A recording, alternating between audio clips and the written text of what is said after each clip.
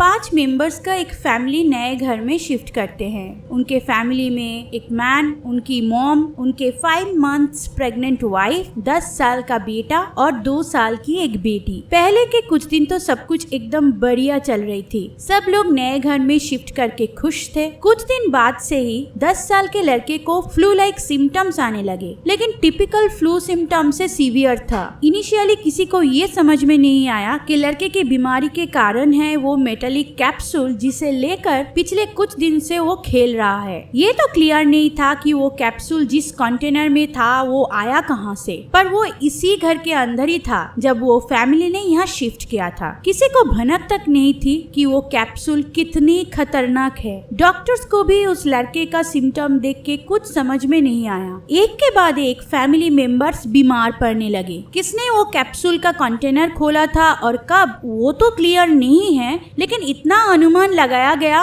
कि शायद end of March या अप्रैल के शुरू में उस लड़के ने ही इसे खोला होगा। बॉक्स के अंदर उसे ये शाइनी कैप्सूल मिला। उसने वही किया जो शायद उसके उम्र का किसी भी लड़का करता होगा। उसने उस कैप्सूल को लेके खेलना शुरू की और अपनी पॉकेट के अंदर हमेशा रखता था। वो कैप्सूल था एक शाइनी मेटालिक सिलेंडर। एक बार उसने वो कैप्सूल खो दिया था और कुछ दिन बाद उसे घर के पिछले हिस्से में वो मिला और वो फिर उसे वापस ले आया। कपड़े धोते समय उसकी माँ को जब वो कैप्सूल उसके पॉकेट से मिला तब उन्होंने वो ऐसे ही किचन कैबिनेट में रख दिया जहाँ वो डिशेस रखती थी। कुछ दिन बाद उन्होंने देखा कुछ बहुत अजीब है। सारे ग्लास की प्लेट्स एंड कप्स धीरे धीरे ब्लैकिश हो रहे थे। ऐसा लग रहा था जैसे जला दिया गया है, लेकिन वो ये नहीं सोच पाई कि उस कैप्सूल की कैबिनेट के अंदर रखने की वजह से ये हो रहा है। कुछ दिन बाद अराउंड मिड अप्रैल 10 साल का बेटा फिर बीमार पड़ने लगा। उसे फीवर था और नॉजियस, हमेशा बहुत टायर्ड फील करता था। उसने उल्टियाँ करना शुरू किया, साथ में डायरिया भी। सारे फ्लू के सिम्टम्स और उसके साथ उसकी थाई पर एक वियर्ड घाव। ऐसा लगा कि वहाँ की स्किन को जला दिया गया है। थाई की उसी जगह जहाँ उसकी पैंट की पॉकेट होती है। उसे बिल्कुल भी भूख नहीं लगती थी, कुछ भी खा नहीं पा रहा था वो। उसके बीमारी को अभी तक किसी ने उस स्ट्रेंज कैप्सूल से लिंक नहीं किया।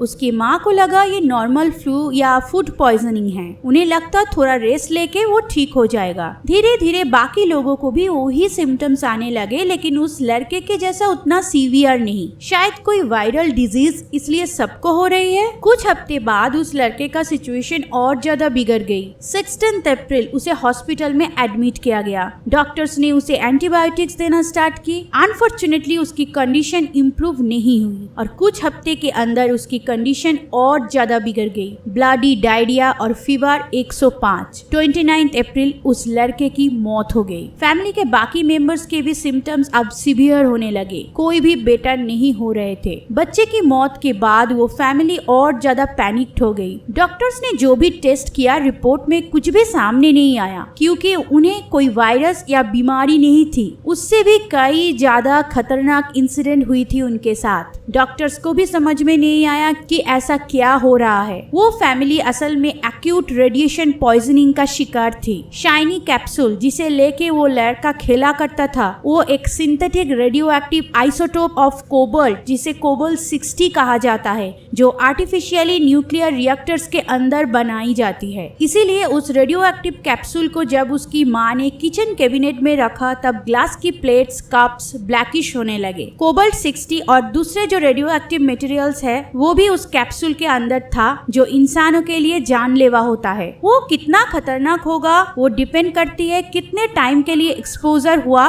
कितने डिस्टेंस से हुआ और कितनी बार हुआ।